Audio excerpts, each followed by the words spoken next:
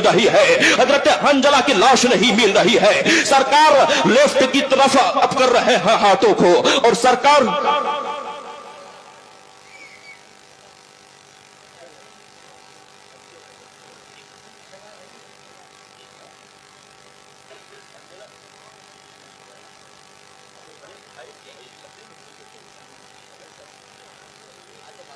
ये शायर साहब जो है हंजला में इख्तिलाफ करता है।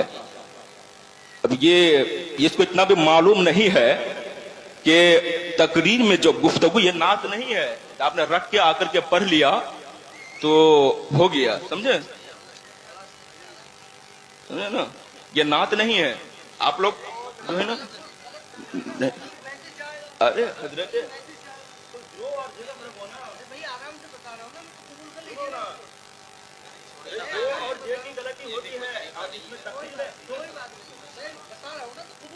रिकॉर्डिंग कर रहा हूं, रुको देखो। तकरीर की में इतने तलफ़ुज़ अदा नहीं होती है जितना अदा करने की, अब उसमें फर्क हो ही सकता है। ये मसला की भी बात नहीं है, और ये जो नात ख्वाह है ये सब जाहिल होता है थोड़ा बेशतर। इस पर नात पढ़ सकता है, ये कुछ नहीं कर सकता है।